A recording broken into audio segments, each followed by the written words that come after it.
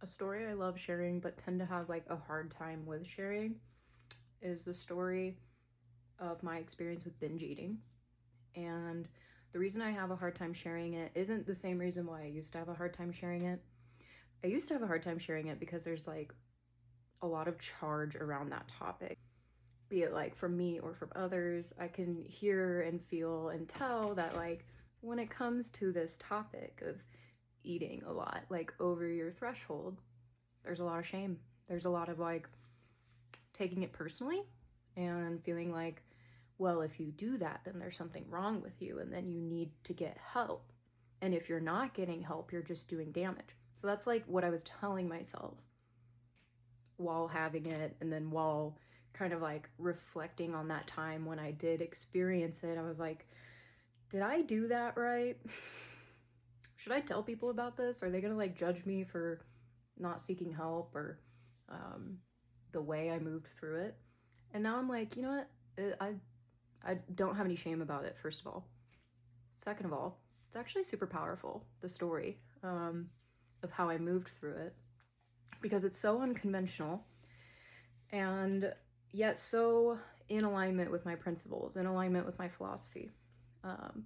While I'm not recommending to anyone who either is experiencing this or has it like reoccurring in their life to do it the way I did it, I like sharing how I did it, how I moved through it, how I fundamentally changed my relationship with food, my body, life, and how binge eating was a part of that process. And yeah, just here to share it. So I first started binge eating after years of restrictive eating. And it's not like I knew what I was really getting into when I was like, oh, I started binge eating. It wasn't like, okay, today is the day that I start, not my diet, but my anti-diet. It wasn't like that. How it actually started was I was aware that the life I was currently living was just not only unsustainable, but like killing me. Like I was just not alive. I literally felt my vitality draining. And I'd been getting these pings years and years prior saying like, you can't keep living this way. And by pings, I mean like I'd be doing the actions that were in alignment with this like restrictive sense of self. And I just had this like deep knowing arise that said, this is so not you. This is so not healthy. This is so not it. And I would just like, yeah, but maybe for me it could work, Like it just kept justifying this way of being with like saying that, okay, well, I'm different. So whoever was saying that, be it the wisdom of my body or God, like, but I'm different. So that was what had been going on for years while I was under eating, over exercising, maintaining this persona of like, I do it all and I don't need very much to do it all. And yeah, I was really proud of myself. I genuinely was. It felt like those restrictive years was teaching me what I could do to overcome this sense of or like this belief that I was intrinsically lazy or intrinsically not good enough. It's like this was my solution to that deep belief, rather than like asking, is that actually really true? I was like, okay, well, I just got to prove this wrong. And thus began years of restriction and over exercising and boosting this sense of pride. Anyways, so when I allowed myself to start eating as much as I wanted, at first it looked like, oh, well, I'm just going to start increasing my calories. And I'm going to make sure I hit this many macros and this many grams of protein, this many. And so I was dieting, but in the surplus realm. I had been working in the deficit for years. And I was like, well, I'll just, get into the surplus, because clearly I was like aware that my body was exhausted. At 110 pounds, that's not where I'm gonna feel energized, let alone alive. And so my solution was like, oh, I'm just gonna diet, but in the surplus direction. And I tried that. it felt good, but like it felt good to eat more. But what I found is the more I ate, the more I wanted to eat. And there was just never this satiation. I was like unsatiably hungry.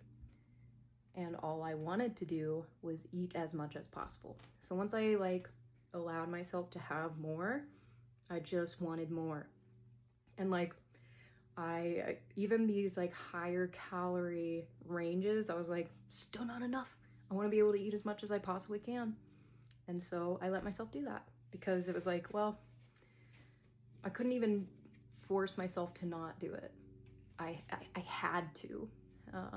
And when I say that, it was like when I started eating, it was this compulsive, I have to keep eating.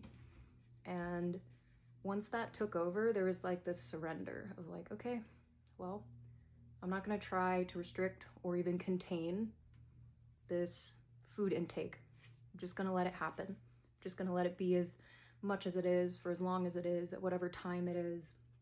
Like I swung the pendulum, if you will, from time restriction, calorie restriction, type of food restriction to absolutely none.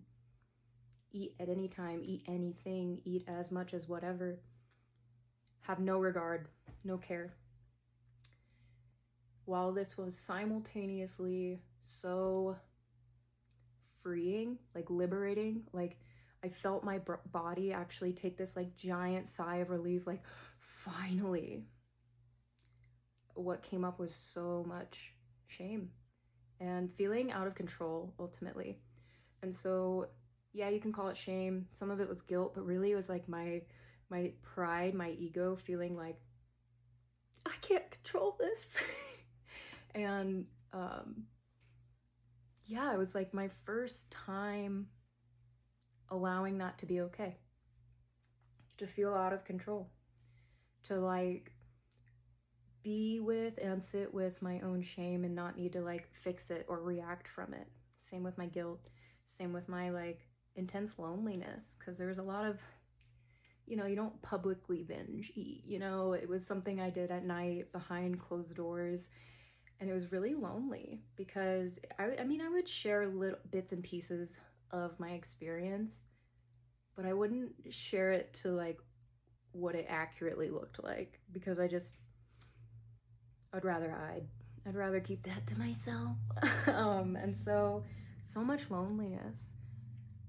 And what this time of my life really was like this cocooning of like sitting with all of that. Sitting with it and like not trying to fix it, not trying to stop these impulses, not trying to band-aid my shame and my wounds and my pain, like just sitting in it. It was honestly like simultaneously defeating, but also like, I know I'm doing something here. I know I'm really like getting as honest as I've ever been here. And even though so like that sense of control, it like needed to have a good reason for why I was doing what I was doing. Like, okay, are we just like doing this so long as, you know, it nourishes the body, and like, are we gonna stop once we reach a certain weight? Cool. Like, are we no? Okay, well, are we just gonna do this so that we can, you know, be a talking head for like the anti-diet culture and like the you know, anti-beauty industry culture? Like, no? Okay, like I just needed something to identify with, to feel okay about what I was doing. And I, as much as I like tried, every time I did, I was like, yeah, but this still isn't me. This isn't me either. Like, this isn't, as much as this makes my like educated, my mind feel better about not being in control over any of this, it's not authentic. That's not really why I'm doing this. Ultimately, I didn't know why. I just knew I couldn't not do it. I couldn't force myself to stop. I couldn't force myself to get over it any sooner than maybe I naturally would be. And I just kept leaning into this trust that maybe someday I won't want to do this anymore. Maybe someday I'll genuinely, spontaneously be over this. And spoiler alert, that did happen. Was it anywhere near as quick as I would have liked or my ego would have liked. No, it took years, genuinely years. But I was unwinding so much, like so much more than just like bad eating habits. Like I was unwinding this sense of self that only felt good when I was in control, that only felt good when I was doing good things. Like so much was being unwound here, and it was, you could call it a dark night of the soul, you could call it a cocooning. It was all essential is what I'm saying now.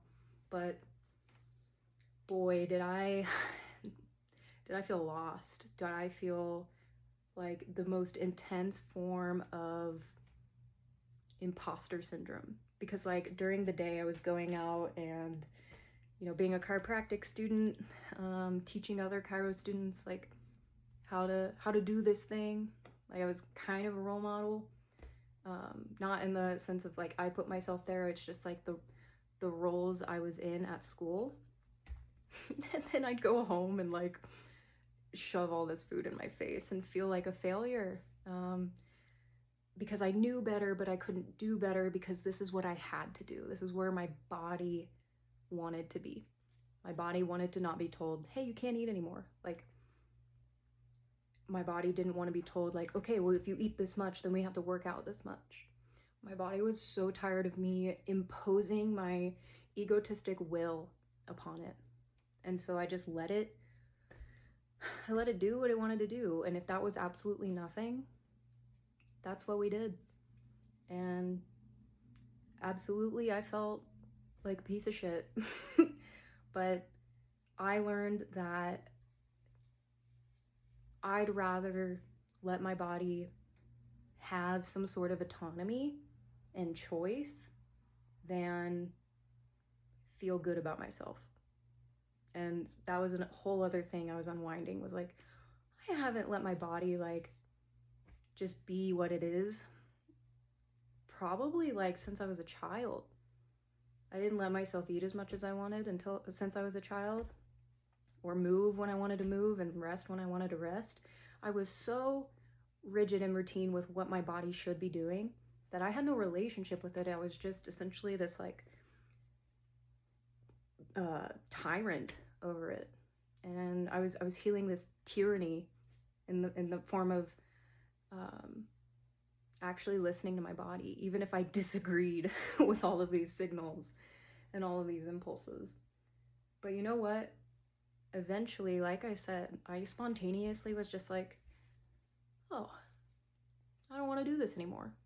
I went to go, you know, partake in my nightly indulgence, and I was just like, actually, a few bites in, I'm not actually hungry. I'm not actually interested in being stupid full and numbed out and disconnected from society. You know what I'd actually like? To call a friend, to read a book, to do something else. And for anybody who has ever felt like almost in this place of distorted relationship with food or your body or like exercise, anybody who's been in that place, you know that like what you want isn't just to figure out the right diet. It's not to feel like you finally got it down. Deep down, what you want is to like, dude, I just want to have it be no thing. I want to stop relating to food as like scary or the potential to make me fat or the potential to ruin all my progress. I just want to look at food as like something to eat and then have it be no big deal. I just want to relate to eating as like something I do and then I stop. And like, I don't think about it again until it's time to eat. You want to have a relationship with it that is like no thing because you've experienced how exhausting it is to have it be a thing. To have it be like the only thing you're thinking about. When I was restricting, I was always thinking about food. Always thinking about it. When's my next meal? How many calories are in it? Is it actually gonna like fill me up? Okay. Well, if not, then like, what can I do to like trick my body to make it feel full so I won't want to eat until it's time to eat again? Exhausting. Dumb. But like, that's just where I was. And then, you know, when I was binge eating, all I thought about was food. I was like going through my day, just like thinking about like, okay, what am I gonna buy at the grocery store that I haven't let myself eat in so long? A lot of it was trail mix, lots of like fatty things, because my restriction was a lot of like low fat, like high protein. I was just eating protein for a really long time. And so I wanted everything that wasn't that. I wanted sweet potatoes, I wanted french fries, I wanted chips and guac. I wanted all of these things that I told myself I couldn't eat. And it felt so good. It felt so good to like give that to myself until it didn't. And then I'd have to sit with that. Anyway, you want a relationship with food that is like either absolutely neutral or just gratitude, grateful. I'm grateful for how this got here. I'm grateful that I get to eat right now. And I'm grateful that I can just let it be a now thing and then move on. It is so exhausting to like relate to something you have to do every day as like a big deal. That's exhausting. And so it was no longer a big deal. It is no longer a big deal. I like can just go to my kitchen and eat and be done. And then if I'm hungry again, I go there again. And like, I can go to a restaurant and get whatever I actually want and eat it. And I say this in this way because like, that's a big deal. It's funny because like, it's a big deal that it's not a big deal. Anybody who's gone through some sort of distorted relationship with food will tell you that's actually what they're looking for. And I thought I had ruined it by restricting for so many years and binge eating. I thought I had ruined my potential of ever having a normal relationship with food, but here I am today, and that's what I have, a completely normal relationship with food and my body. So like when my body's hungry and it's like, hungry again? No biggie. Like, cool, interesting. I'm not gonna make a story up about it. I'm not gonna tell myself, well, it's because I've been eating like shit. Like, there doesn't have to be this emotional narrative. I like cannot stress how simple it is to just let your body tell you what it wants and then to listen and respond accordingly. Like, that sounds so simple, but when you have never experienced that, or it's just like been a really long time, it sounds complicated. And it sounds like, yeah, but what if this? What if I don't get this? What if I get too much of this? So exhausting. And what I really want to point out here is like, when I was really entranced in this concept of health and like what it looks like to be healthy, what you need to eat to be healthy, how you need to move to be healthy, I was like the least healthy in the sense that I had the worst relationship to my body. I had no trust in my body, no trust in what it actually wanted to do might actually be appropriate, no trust in myself, because I was like, okay, well, if health is something this expert is saying, then clearly I know nothing. I know nothing about health because I can't write a textbook on it. And it was like this, the dis-ease I was experiencing, the lack of health, was just due to all of this outsourcing. Instead of listening to my body, I was listening to a regimen or a program. Instead of listening to my own sense or my own intuition, it was like I was listening to the experts. And yeah, I was not myself. I did not create a life that reflected me. I created a life that I imposed upon me, and I had to like conform and contort in order to fix it or to be a part of it. And yeah, that was my greatest lesson was health is a process of learning how to trust yourself and live in alignment with that communication. Like, if you can really listen to your body, you're going to have a communication with your body. If you can really listen to like what you feel to be good for you, you're going to live in alignment with that. And you're going to be unattached to how it looks from moment to moment. Meaning, like, when what feels good for you is different now than what it was then, you're not going to feel like, oh, I thought, is this right and that's wrong? Like, That's not the narrative. You're just moving accordingly, and you're seeing yourself as a process. That's, to me, what health is like recognizing that life knows how to live. Life is in the process of living right now. And the more you can like tune into life through the vehicle of the body, the more you actually learn about what health is. And it is going to be unique to you, even though there are like common threads, common things amongst living beings that we all need, you know, like sunlight and water. But like for you, health might look like not paying attention to health information at all. For others, it might not look like that, but like only you can know that. And it might be through trial and error. In fact, I think that's pretty important. The fuck around and find out method it's a very, very good method. Because you get to know yourself along the way. By making mistakes and getting it wrong, you realize like, oh, okay, I can get it wrong. I'm not gonna die, nor am I gonna be like condemned by others. It's not that serious in the sense that you don't have to get it right. You just have to be willing to be present and pay attention. Like health is a making of the moment, if you will. Health is right now. Despite what you did 5 minutes ago or 5 years ago, you can be healthy right now if you tune into what it looks like to be alive right now, connected to the right now through the body, through the living experience that you're having. I don't think I would have gotten myself to where I am today if I didn't go through that phase of over consuming and doing it wrong, being bad. I don't know if I'd have this like trust in the process that I do now if I didn't utilize this fuck around and find out method. And so while I am not recommending or providing you with a method in terms of how to overcome your own issues with food, I am sharing my experience and how powerful I feel that it was for me, to maybe just invite you to tune into what you feel has to be the path. What do you feel is calling you forward, or what do you feel your body's asking of you?